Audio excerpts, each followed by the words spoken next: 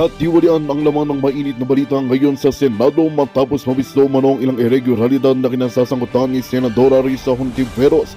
Sa gitna ng sesyon, ilang miyembro ng Senado ang tahasang kumondena sa di maling paggamit ng pondo na nakaangkla sa mga proyekto sa ilalim ng kanyang panunungkulan. Ayon sa mga ulat, inilahad ang ilang dokumento na nag-uugnay sa Senadora sa mga pinagdududahang transaksyon. Sa kabila ng mga batikos, tumindig si dating Senate President Mig Zubiri at ipinagtanggol si Senadora Hontiveros. Ayon sa kanya, hindi dapat husgahan ng Senadora ng walang sapat na malinaw na ebidensya. Itinuturing niyang isang trial by publicity ang mga nangyayari at iginiit na ang hayaan ang due process ang umiral sa gitna ng tensyon sa loob ng Senado. Samantala, umapilang ilang grupo sa publiko at sa media na maging mapanduri at huwag agad magpadala ng mga akusasyon hanggat wala pang final na resulta mula sa opisyal na investigasyon.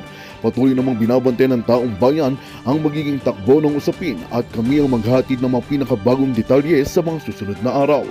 At yan nga ang balitang ating pagkakatutukan. Ngunit bago ang lahat, siguraduhin mag-subscribe at ihit ang notification bell para sa patuloy na pagtutok sa mga silip ng bagong balita dito lamang sa tunay na boses ng masa.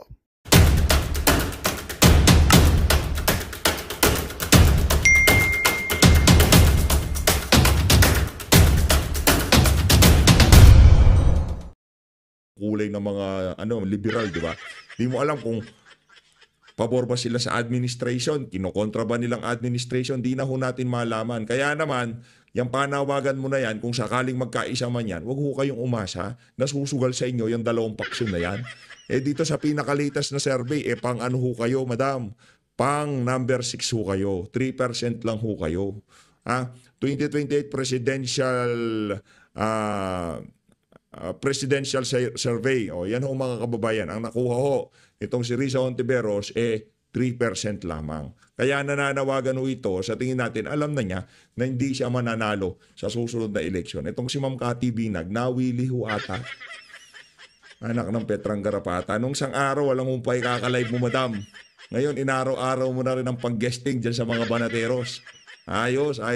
Maganda ho yan. Papanoorin ho natin, makikibalita ho tayo sa mga kaso nitong si Sir Banat Bay. Pero bago ho yan mga kababayan, dumako ho muna tayo dito kay Senator Mig Zubiri. Naaawa na daw ho siya dito kay Senator Risa Hontiveros. Alamin natin kung bakit siya naaawa. Game. I have a lot of privileged information. Yung mga kumakausap na sa akin na ganito. Nako. Hindi magandang pakinggan. Kaya hindi ko na lang babanggitin. What are the reasons why they don't want Tito Sen? Why they don't want Ping Lacson? Masyadong stricto, masyadong... No. At Lunes na Lunes. Teka. Kaya mahirap yun? ng... Ano yun? Si Banat ba yun Mainit pa. Mamaya pa to dito ho muna tayo. Hindi yung hindi yung kay ang tawag dito kay Ping Lacson, hindi dahil stricto. Si Ping Lacson trapo kaya ayaw ng mga kasama nyo. O ayaw kay Soto dahil umaasta siyang congressman kahit na senador na siya. Yun ang dahilan. Ikaw talaga, oo. Magsalita kasi ayaw ko naman maipit yung mga nagkwento sa akin ito. It's more of accommodation. I think many of them were given the best committees that this Senate can be offered. Obviously, our selling point with our group is to be able to repair the image of the Senate. And therefore, we want to make it more transparent, especially dealing with the budget. We want to give the committees to those who are rightfully deserving because of their qualifications. Maybe it's not saleable. It's not saleable to the members of this new 20th Tanggap Congress. Tanggap namin. Ako gusto ko, I started my career as a minority member. I will end my career as a member of the minority. Okay sa akin yun. And then yung group niyo tinatawag na conscience blacks. Well, sabi ni Senator Ping, tinatawag yung conscience block. I call it veterans block. Kasi, to be honest, we don't have naman the monopoly of conscience. Diba? I have members like Congressman Marcoleta or Senator Marcoleta. May conscience din naman yun. So ayoko naman. Teka lang, walang hiya talaga tong si Ping Lacson. Conscience block daw ho. Hindi di ba ho kayo nakukonsensya sa mga pinaggagawa ng administrasyon ni Marcos Jr. sa sambayan ng Pilipino? Nakisali pa kayo sa alyansa. Pambihirang conscience. Ayoko naman. Ayoko naman, di ba? Ayoko naman sabihin na kami meron sila, wala. Parang Spice Boys yan di ba? Yung kalaban namin nun, Bright Boys. Sabi namin, di naman kami nagpapanggap na bright. Spicy lang.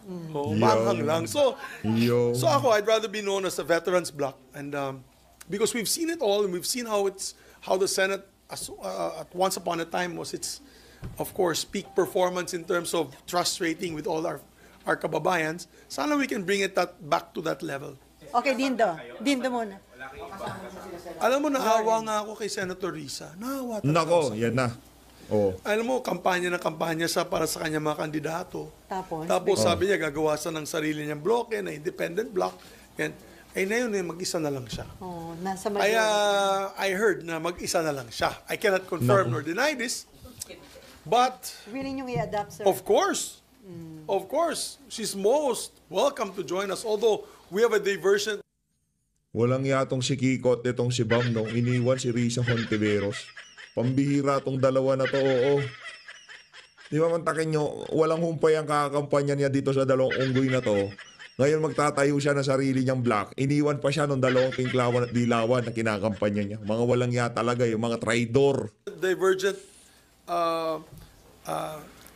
I'd say, position on some issues. Kasi of course, she's more on the left side. We're more on the conservative side. Many of you know I'm a conservative politician. So, but you know, when it comes to transparency, sama-sama kami. Di ba? When it comes to abuse of authority, dapat sama-sama kami na tumayo.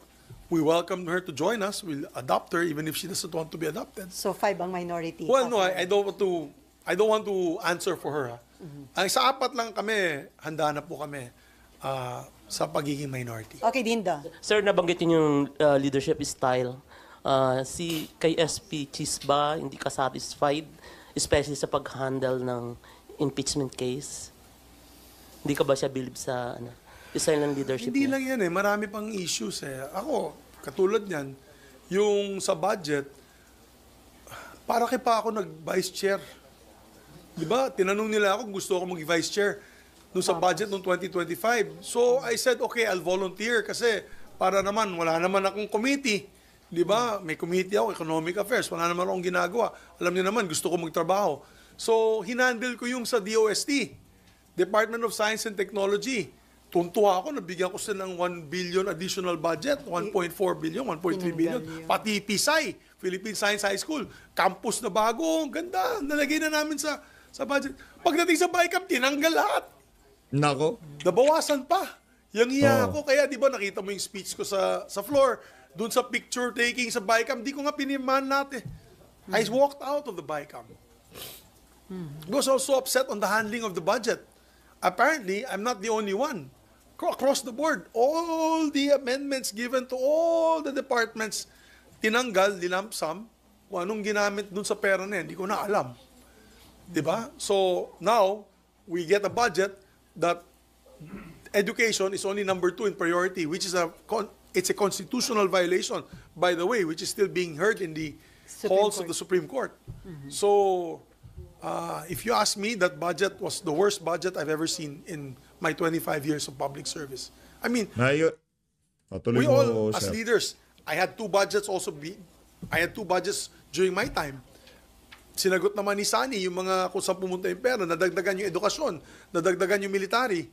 Diba? Klarong-klaro. Ito, puro DPWH lang nadagdagan Diba? So, diba? Nabusog yung DP. Dondi, meron ka pa? So, yun lang. Kaya, that was just one of them. So, the handling of the impeachment is one. Of course, the budget's another. And the lack of transparency.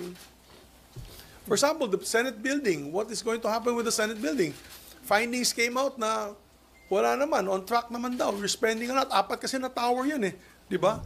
So, ano na yung pangyayari dyan? Di namin alam. Matutuloy ba yan? Will it become a white elephant? We're not told what's going to happen to that. Hindi ka na-update. No, there's no update whatsoever. You don't know what's going on. Among their side, yung kumakausap lang sa akin doon, and I'll be honest about it, and I thank him for it, is Senator Alan Peter Cayetano. Senator Cayetano is the only one lumalapit sa amin. Kanakausap kami, yung ano bang mga problema na pwede maayos. Kasi accounts chair siya, di ba? So, I have to thank Senator Cayetano. At least he reaches out to us. Me, Senator Lauren, and Nancy, who's now mayor of Makati.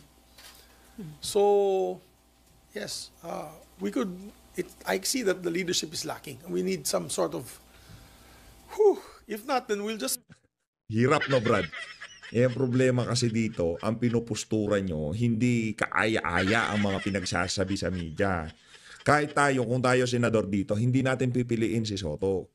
Kasi pag nagsalita siya, wala nang ginawang matino ang Senado sa kanya, sa pamumuno nito. Hindi. Hindi dahil doon sa juggle lang na dribble yung impeachment. Hindi dahil doon, dahil kinakampihan natin. Itong si Cheese. Ang atin dito, ayaw lang talaga natin kay Soto. Kahit sino man ang ilaban kay Cheese, halimbawa, si Senator Rodante Marcoleta, makikipagbakbakan tayo dyan. Pero kung si Soto man, si Soto rin lang ang ipapalit natin dito kay Cheese Escudero, huwag na tayo magpalit. Anak ng tokwa. Nakipag-alyansa sa mga yan eh. Di ba? Tapos puro parliamentary proceedings. Tapos pagka tinanong mo naman kung paano pabababayin ng presyo ng kuryente, di naman makasagot. Yun ang problema. Ayun na nga mga kababayan. Ako dito ho tayo. Malupit ho ito. Malupit ho ito. Ito yung mga kaso ni Banat Bay. Ito, panoorin ho natin. No? Game. Bakal. Hindi mamarka. At lunes na lunes, mainit pa rin ang mga balita patungkol sa mga kaso ni Banat Bay. Anong kaso ko? May dagdag ba? May dagdag ba? Oo, hindi kasi, di ba, tayo gusto natin mahingan si Banat Bay ng kanyang opinion patungkol dyan sa kaso niya sa NBI. Sa NBI, hindi ka ba nagtataka bakit NBI? Hindi. Sobrang nga nagtataka kasi dapat sa korte. Bakit sa NBI? Hindi ko naman sinasabing gusto ko ituloy sa korte, ha. Pero kasi napaka irregular yung magsampa ka. Ang tawag nga nung mga abogado dyan, phishing yan. Parang optics. Nagpapahanap ka. Oo, optics. Oo, nagpapahanap ka lang ng kaso. Bakit hindi ikaw maghanap? Diba? Tsaka utusan mo pa yung gobyerno maghanap ng kaso laban para sa'yo. Sobra ka namang atang entitled niyan. Ba't di yung abogado mo maghanap ng kaso tas dumiretso na kayo sa korte? O baka naman optics lang yung talaga yan. Diba? At isa nga, dapat ang pinagtutuunan mo ng pansin yung mga sinabi ni Rene. Hindi yung sinabi natin. Diba kami reaction lang. Reaction lang naman kami. Reaction lang, walang personalan. Ito naman si Risa Hontiveros kasi medyo may pagkawalat si Bulo. Sa mga paratang ni Rene sa'yo, ngayon, sagutin mo na lang sa husgado, mas maganda nga sa Senate hearing. Diba? Para at least sa publiko maririnig natin kung ano yung talagang nangyari. Yun lang naman nagtatanong lang lahat ng mga vloggers. Ang nakakapagtaka lang, bakit hindi sinama si Boss Dada at si Miss Cathy at si Coach Oli? Pare-pareho naman sila na... Kaya nga, nakakapagtaka yun. Sen Risa, isama mo siya. Hindi, wag na. Ikaw naman, Banat. Ikaw na lang. Ikaw pinakamayaman So, ika nga, yakang-yaka mo yan. Isama si Boss Dada tsaka yan si Coach Oli. Si Banat, kahit si Banat Bayo, kaya niya mag-isa yan. Sigurado tayo. Yan si Ma'am Cathy B, kaya rin naman niya. Kasi nga, leader dyan si Sir Banat Bay, kaya okay na yan. Nagsalita dyan. Bakit? Ako lang. Ano to? May crush mo ko? Pero ayun nga, Miss Cathy, yan ba? Sinare mo ba yan? Yes, I did. Siya nga una-una nag-share yan I did share it kasi alam mo, saka yung katulad ni alias Rene, naintindihan ko kung saan siya nanggagaling. Like what I said, nag-live nga ako na hindi madali yun kasi yung especially sa kanya na paid, witness. So yung judgment sa kanya ng tao, ang tindi. Kasi pwede siyang sabing bayaran and until now, pwede pa rin siyang binayaran. And para isakripisyo niya, integridad niya, yung kanyang lumabas siya ng may muka. Kasi before, wala di ba? Nakamask siya, what do you call this? Nagtatago siya. This time, ang lakas ng loob niya, lumantad siya, may muka siya, nagsalita siya, affront. And talagang nilalabanan niya yung bawat salita na sinasabi. Hindi, niya. mukha ba siyang, ang tanong dyan, mukha ba siyang tinatakot? Hindi. According dun sa napanood Hindi. mong video. Hindi. Kasi yun ang sinasabi ni Ontiveros, tinatakot daw siya eh. No? I So, don't... mukha ba? No, I didn't see any, I am a very observant person and I don't easily trust people, no? So, you can see the confidence. Yung tuloy-tuloy and yun nga, ako, kinasuhan niya ba? Hindi. O, di ba dapat Gusto mo ba, madam? Gusto mo ba?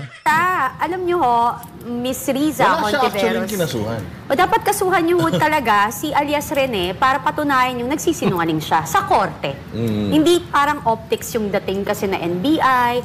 Kung talagang gusto niyo ilaban yung katotohanan, mag-file po kayo ng kaso para mailabas natin lahat ng malabas. Sabi naman ni alias Rene, may ano rin siya, may ebidensya siya. So ilabas niyo yung ebidensya niyo? Lalabas din yung ebidensya niya. Feeling ko Yun yung the best natatakot yun eh, na lumabas yung ebidensya. way. Yun din ako. Yun Diba? din ako. Yun Siyempre, din ako. malay mo, merong recording. Hindi ko alam ha, hindi ko kilala yan, hindi ko nakakausap yan. Yeah. Oh, hindi ko alam. Nakita ang isa sa mga pinopoint out ni Senator Ontiveros is kinidnap daw. Yeah. Nag-message sa kanya na kinidnap. Ang punto is, may sumunod na video at sinasabi niya, di siya kinidnap. Yeah. Wala ako sa poder nila, hindi ako kinidnap, di ako tinakot, di ako binayaran. Yeah. Pero bakit, Coach Oli, sa tingin mo, ba't pinapahanap pa rin niya sa polis? Kasi ang sinasabi niya is, kailangan mahanap siya ng polis.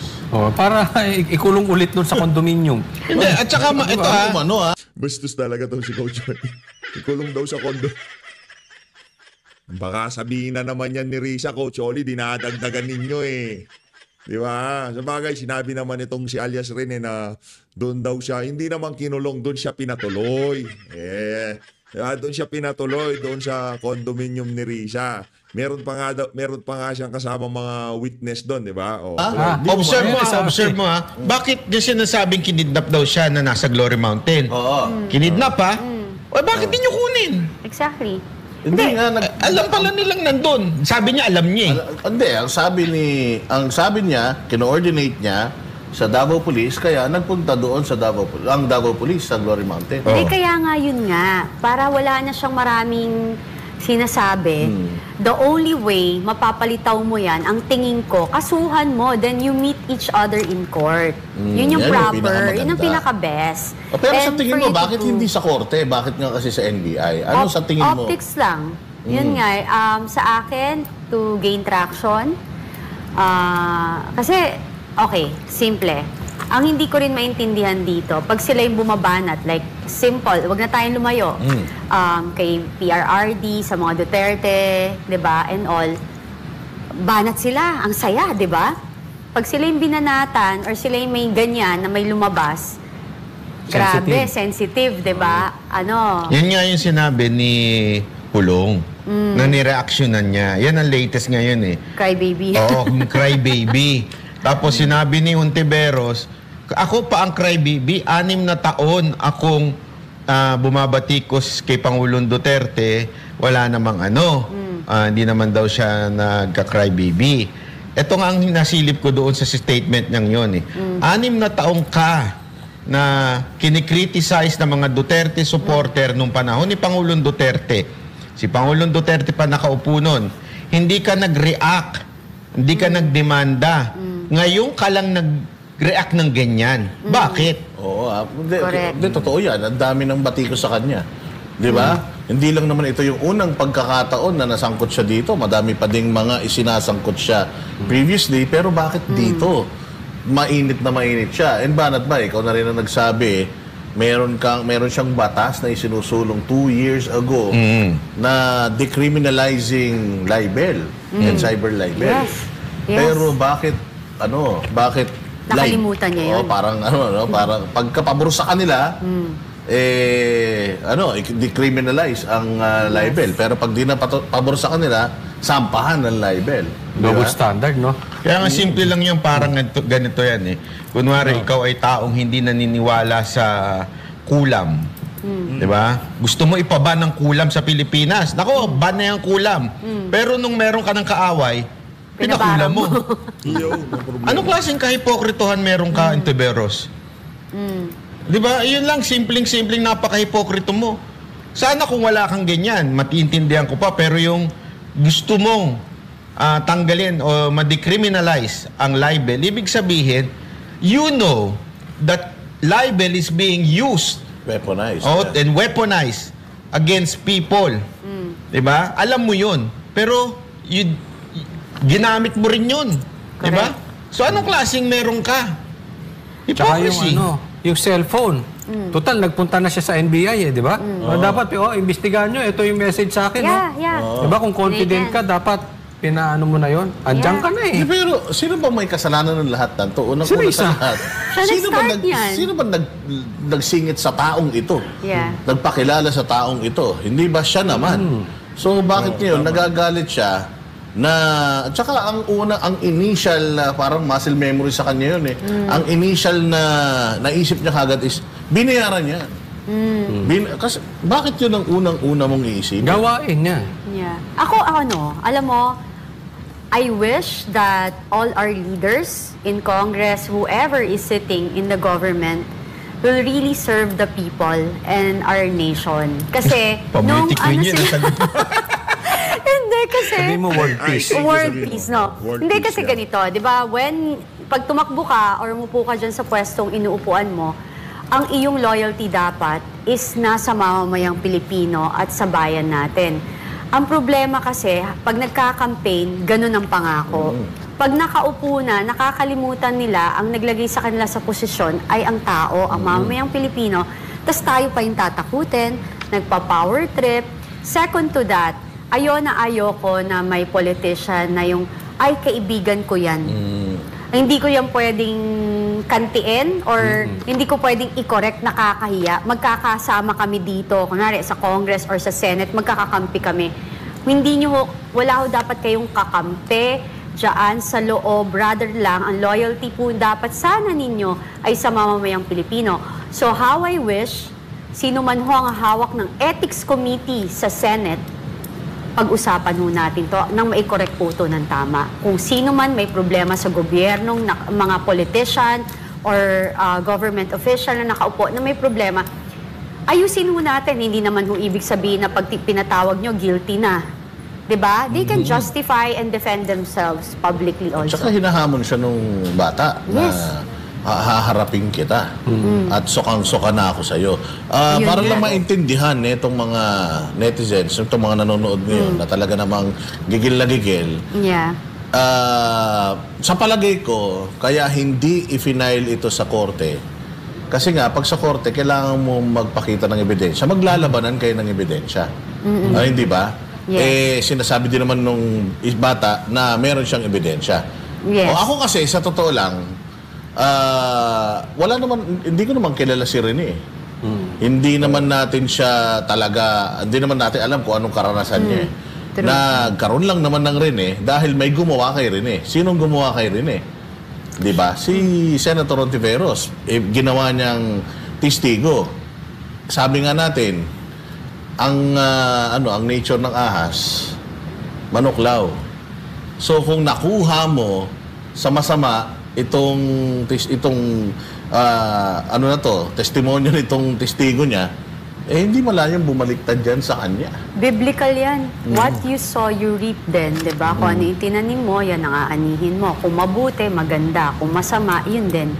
Tsaka palagay ko bumibili ng oras to si Risa Siyempre sa NBI, maglalabas ng ebidensya. So for the meantime, titingnan niya kung gaano kalalim yung tama.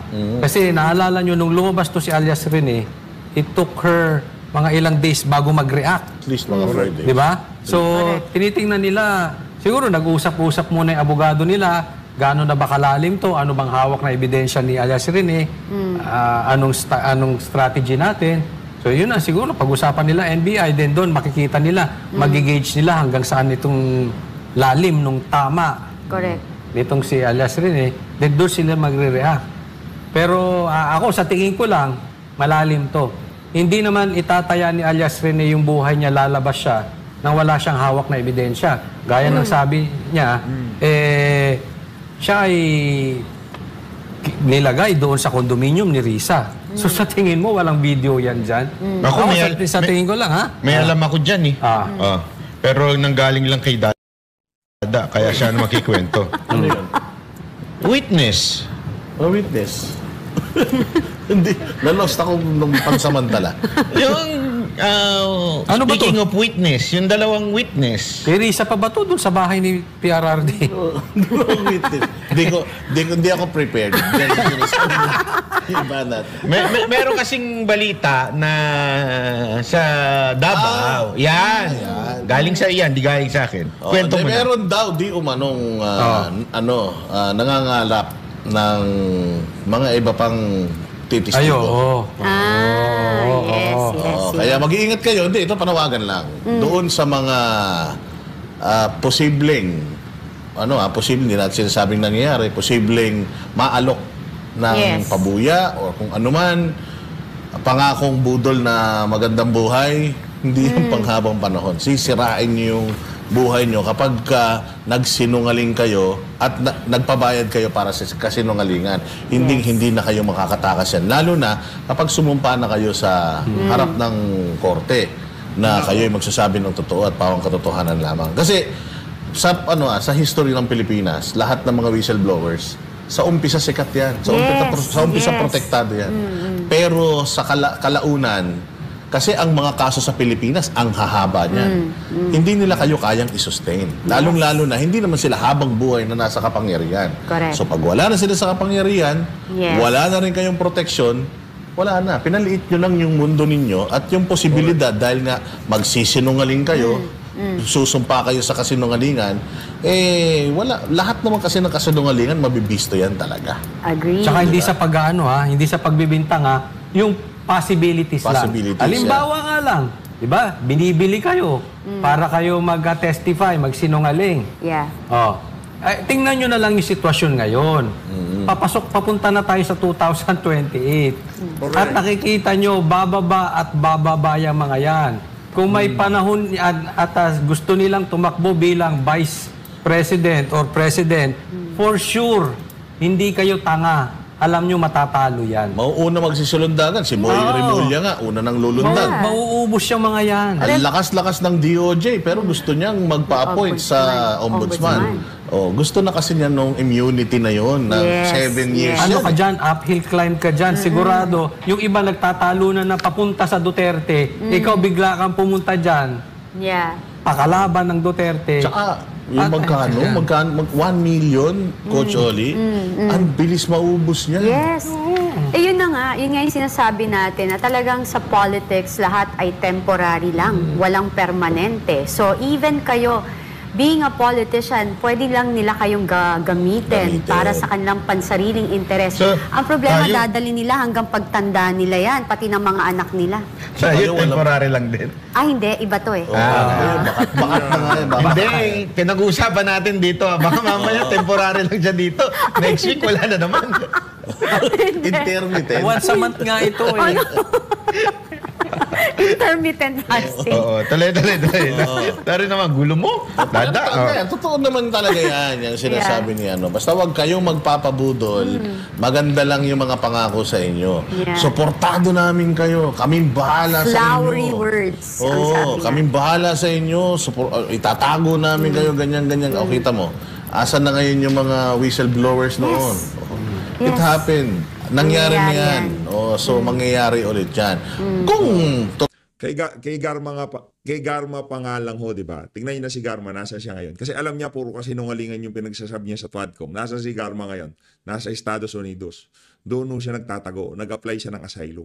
Kasi alam niya, babalikan talaga siya dito sa Pilipinas. Doon sa mga pinagsasabi niya kay dating Pangulong Rodrigo Duterte. By the way, ang Garma na yan, di pa tayo tapos. Madam Garma, akala mo, nakalimutan na namin mga pinaggagawa mo dyan sa TWADCOM. totoo naman yung mga testimonya ninyo, go ahead. Lumabas kayo. Pero, kung magpapabayad kayo para lang manira ng tao, wala pang nagtagumpay na ganyan. Totoo yan. Totoo yan. Lalong-lalo dito sa Pilipinas, hindi na tanga ang mga Pilipino. Wala nagtatagumpay dyan. Yes. Kaya ingat lang ha. Ito ay balita lang yan na meron di umanong nangangalap o naghahanap. Bigyan ko lang din ng komentaryo yung sinabi na kinidnap daw itong si Hindi, Coach Alias Oli. Rene. Diba? Glory Mountain. Ilang beses na tayo nagpunta dyan. Takang-taka talaga ako dun sa nag-text sa Glory Mountain. Ako kasi hindi, pero lahat naman ng nakikita kong nakikidnap, nakatali kamay, walang cellphone yan, sigurado Yes. para makakapag- Yun nga sinasabi. Yes. Parang binigyan ka, ay, kinidnap ka, bigyan kita Mali yung cellphone. statement na yun. Oh, Hindi, diba? tsaka Coach Oli, alam mo kung saan ka dadalhin? Yeah. Kinidnap ka? At saka kung ikaw, halimbawa, dadalhin mo yung kinidnap mo sa bahay mo? Correct. Hindi. Alata, kabisado niya yun eh. Oo. Kabisado niya yung lugar na yun. Diba? Pero ang alam mo, ang isa Hindi, pang... hindi, ano lang to Yeah. tinatanong lang natin. kung- Analyzing. Hindi, Just, kaya ang alam mo, yung mga ibang issue, parang diversion na nagaganap. exactly. Ang focus talaga dapat dito.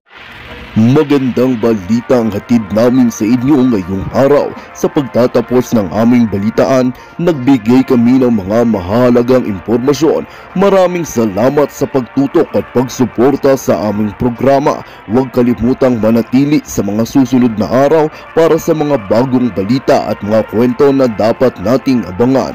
Mula sa Boses ng Masa, magandang araw, Pilipinas!